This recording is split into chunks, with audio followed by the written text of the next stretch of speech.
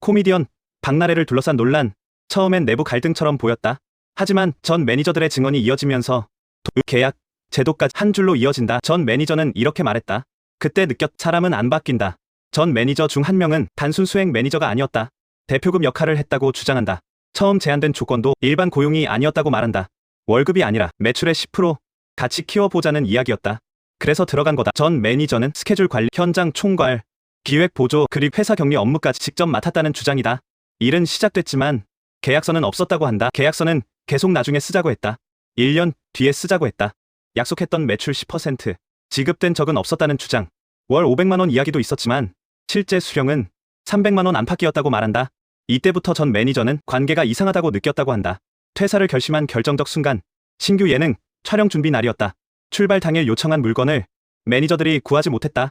그 자리에는 메이크업 원장과 스태프들이 있었다. 그 자리에서 일을 X같이 할 거면 왜 하냐는 말을 들었다. 공개적인 폭언이었다는 주장. 그리고 그는 이렇게 말한다. 그날 확신했다. 사람은 안 바뀐다. 사과는 없었고 책임은 늘 다른 쪽으로 갔다는 주장이다. 논란은 여기서 급격히 커진다. 격리 업무를 보며 이상한 지출을 확인했다고 말한다. 일을 하지 않은 전 남자친구에게 매달 400만 원이 지급됐다는 주장. 반면 본인은 월 300만 원, 월 400시간 가까이 일했다고 말한다. 일 안 한 사람은 400만 원, 일한 나는 300만 원. 이건 감정 문제가 아니다. 구조가 이상했다. 사건은 돈에서 의료로 번진다. 전 매니저들이 지목한 인물, 이른바 주사 이모, 병원이 아닌 오피스텔, 차량, 촬영 숙소에서 주사와 링거를 놔줬다는 의혹.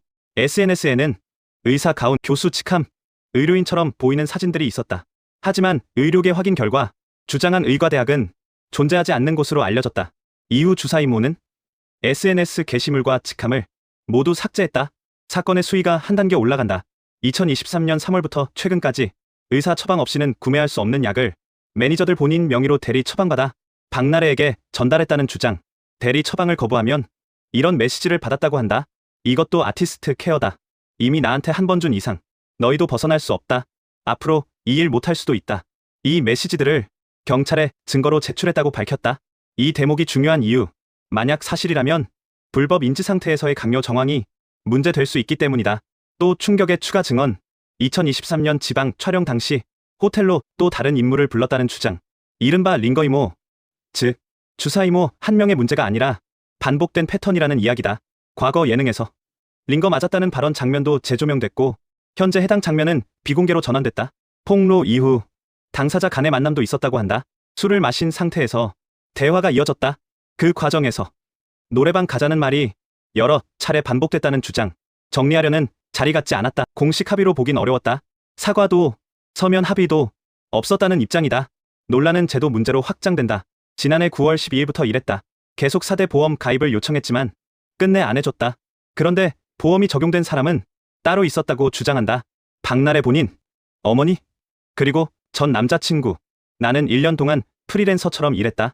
보험이 적용된 시점은 입사 1년 뒤 지난해 9월 말. 이유는 대중문화예술기획업 등록 문제로 매니저들을 이사로 등재하면서 그제서야 보험이 가능해졌다는 설명이다.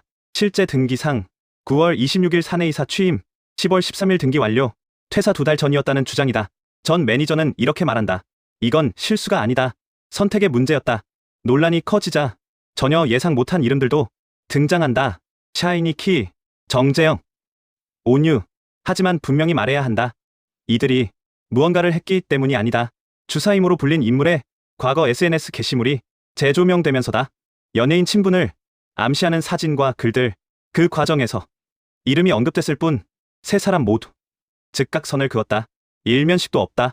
개인적 친분 없다. 이번 사안과 무관하다. 연루, 정황? 현재까지 없다. 다만 이 장면이 보여주는 건 하나다.